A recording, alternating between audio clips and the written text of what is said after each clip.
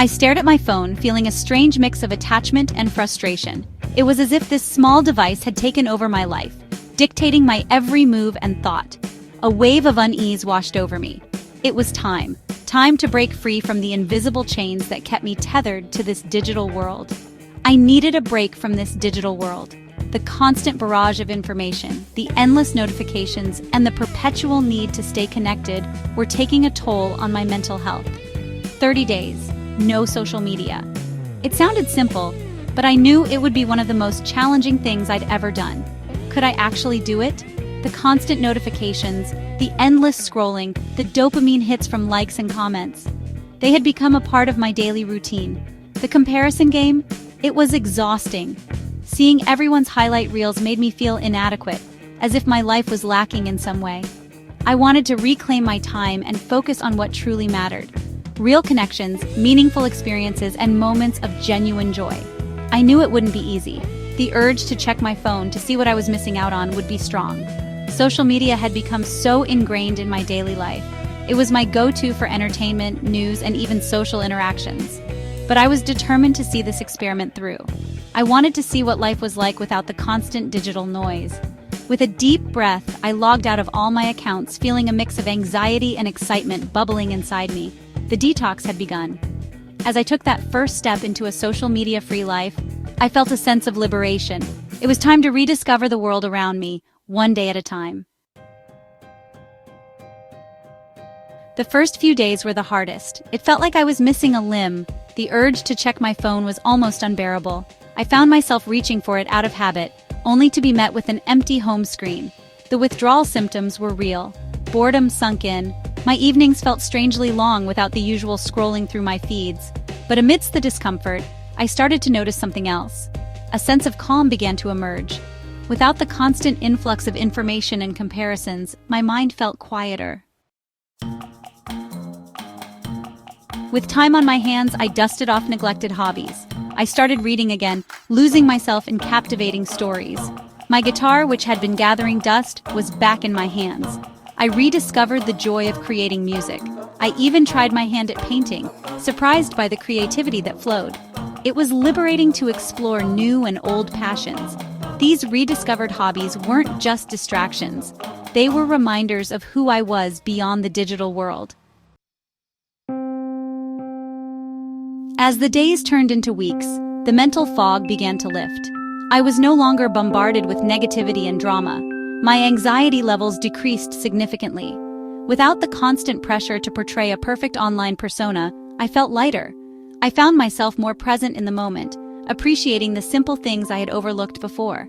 My walks in nature became more mindful, the colors more vibrant.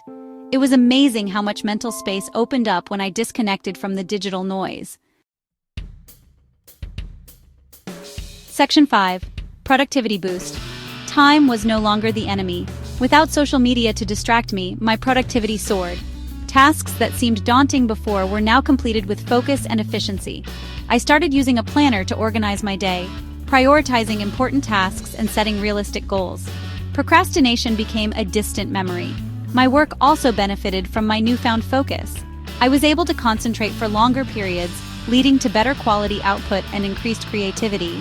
It was incredible how much I could achieve when I wasn't constantly being pulled into the vortex of social media. Section 6. Reconnecting IRL, deeper conversations, and meaningful interactions. Instead of scrolling through curated feeds, I invested time in real-life connections. I called friends instead of just liking their posts. Conversations became richer, more meaningful. We truly listened to each other, strengthening our bonds in a way that social media couldn't replicate. I also made a conscious effort to be more present during social gatherings. I put my phone away and engaged in genuine conversations. The quality of my relationships blossomed. It was a reminder that face-to-face interactions were irreplaceable. Section 7. The fear of missing out, FOMO, a blessing in disguise. Initially, the fear of missing out, FOMO, was real. It was a constant nagging feeling that I was always on the verge of missing something important, something that everyone else was a part of.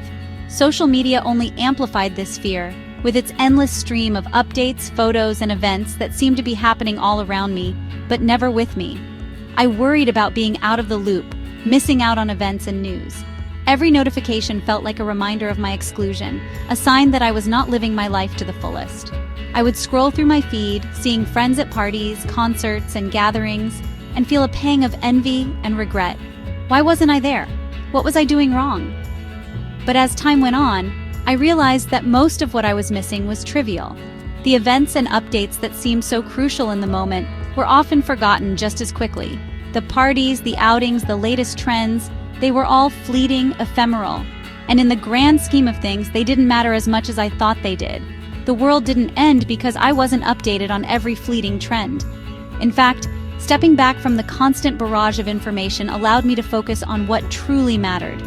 I started to appreciate the simple, everyday moments that I had previously overlooked.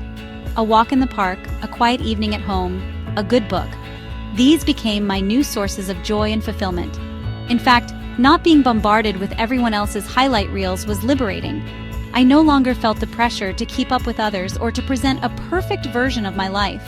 I could just be myself, without the constant comparison and competition. It was a relief to let go of the need for validation from others and to find contentment within myself. I was no longer comparing myself to others or feeling inadequate. Instead, I started to focus on my own journey, my own goals, and my own happiness. I realized that everyone's path is different, and that's okay. What matters is that I am true to myself and that I find joy in my own way. The FOMO gradually faded, replaced by a sense of contentment and gratitude for my own life.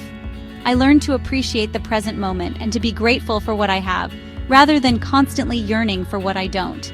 In the end, what I thought was a curse turned out to be a blessing in disguise, teaching me the true meaning of happiness and fulfillment.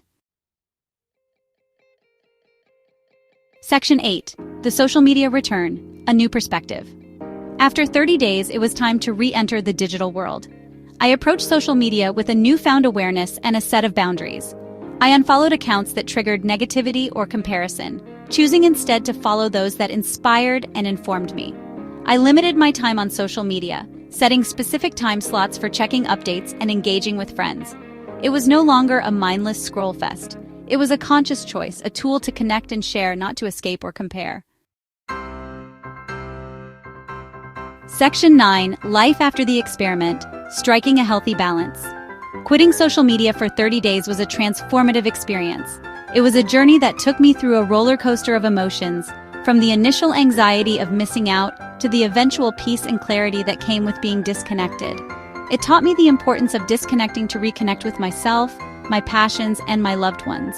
I found joy in simple activities like reading a book, going for a walk, or having a deep conversation without the constant distraction of notifications. It highlighted the insidious ways social media can impact our mental health, productivity, and relationships. The constant comparison, the endless scrolling, and the pressure to present a perfect life can take a toll on our well-being. But it also showed me its potential for good when used consciously. Social media can be a tool for connection, inspiration, and learning if we use it mindfully and set boundaries. I returned to the digital world with a healthier mindset, a set of boundaries, and a commitment to prioritize real-life experiences over digital ones. I now allocate specific times for social media use and make sure to engage in activities that nourish my soul. It was a reminder that true fulfillment comes from within, not from the number of likes or followers we accumulate. The experiment taught me that life is richer and more meaningful when we are present in the moment, appreciating the beauty around us and the connections we have with the people we care about. As I continue my journey, I strive to maintain this balance, using technology as a tool rather than a crutch. I encourage everyone to take a step back, evaluate their relationship with social media, and find their own healthy balance. The rewards of doing so are immeasurable.